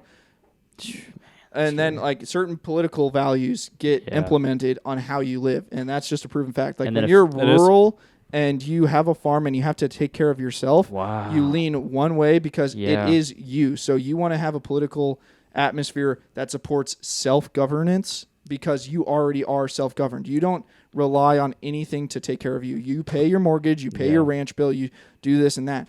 When someone lives in a 25-story apartment complex in New York City, they are relying on the garbage chute to work. They are relying on the property manager to make sure the building is up to code. They're relying on the electric company to do everything they can. They are relying on the water company to pump up water 16 stories up into the air. And then it's so much more social there because everyone there. You're sharing the building. You're sharing the parking structure. You're sharing the roads. You're sharing everything. You're doing ride shares because you can't have a spot to have a car, and it's so much more socialized and social in a big city because it's just forced. So it's naturally forced. Moral of the story. So people like that. Certain people like that. Into real estate, no matter what you got to do. Yeah. So essentially, no matter how much money you're making, figure out a way. Figure out a way. There's plenty of ways. It's so fucking terrifying to be like, get in while you can. Yeah, it's like, wow, I will only have in excess of like 5% of my monthly income because I'm going into this house. But that's so scary. It's fucking worth it. Like, it's like long term, it's 1,000% worth it because it's just gonna get harder and harder. Like salaries aren't gonna fucking catch back up. And I don't think the only way that's gonna anything's gonna happen is housing market stabilizes or crashes, and that's less likely than the fucking salaries catching up, and the salaries definitely aren't catching up. They're not. So no, definitely not. Yeah, it's like you just need you have to sacrifice now so you can get in because well, eventually it gets too late. Figure out a way to get in. Buy a house that needs some work. Get a investor to help you with down payment or something. Find a way. Yeah, do a fucking flip one where you just flip one. Get it's the money. Like you and your wife and you go in. You can't have a rental with a fucking 2-bed 1-bath, but you can fix it up while you live there and flip it. Boom. So make 50. Put that into the next house. Boom. Mm-hmm. Keep going. Roll after the fourth rent it house, out if you can, or flip it. After the fourth one, now you can afford a 3-bed. And then you can fucking rent that out. Move on to the next one. Take the HELOC out. Get another one. And a lot of people might be like, "Well, that's not nice. You're taking money from other. It's eat or be eaten." I feel like that's it. You're either. I don't think. No, I don't think it's like that because people are fucking struggling to find places to even rent out. Yeah. So really, you're helping them out. Yeah. Right. The other end, you're right. I mean, that's just how it is. Yeah. That's true. So. Yeah. People are fighting. Like that's it. If you're fucking charging $5,000 a month, then that's different. Especially it's the right price, places that are on dramatic overgrowth, like fucking Boise. Like Boise doesn't have enough water, and Boise doesn't have enough land to support the amount of people that want to be here. So whenever an apartment room opens up, they just ask what they want to ask. That's true. And they get it. That's just how it works. That's business. Yeah. All right. I'm about to fucking explode from the midsection of my body, so... He has to pee. Yeah. That's what I meant. That's sorry. Thank you. Thanks for clarifying. Good podcast. Yeah. Dilly will, well, hopefully I'll finish the book. Yeah, by next podcast. Yeah, I'll finish it. I think the drink was all right. Yeah, I think it was good. I'm actually pleasantly surprised. I was actually shocked how good it was. Dilly's drink next week, so let's see what he gets from the clearance section. Right. That'll be good. That'll be good. Fine. He literally bought 3 liquid deaths of all different flavors. I'm like, didn't we do that for the pot already, though? Yeah, we did. And you did that. I did that, yeah. And he's like, is it my drink? I didn't even know. I'm like, oh, shit, it's my drink. So we figured it out. Went back to the store. So. I just did it for yeah. Anyways, but yeah, you did for you. So now you can fucking sip it for the next 2 months. Yeah, you gotta keep it open in the fridge. Stuff's getting expensive. You gotta have it. Ridiculous. Get a little hit. What animal fucking cracks something and puts it back in the fridge? Oh, it is all about that. Fucking terrorist. Yes. Minimalistic. Minimum. Okay, so we'll miss you guys next week, but we'll be back in 2 weeks. Many wanted to say bye. There she is. So, we'll finish Extreme Ownership for the next 2 weeks. So, read the book, catch up if you have to. But yeah, we'll talk about the book and summarize the book in 2 weeks. We see you guys in episode 92. But thanks for listening, supporting. Appreciate you guys. Have a great couple weeks. Later. And now.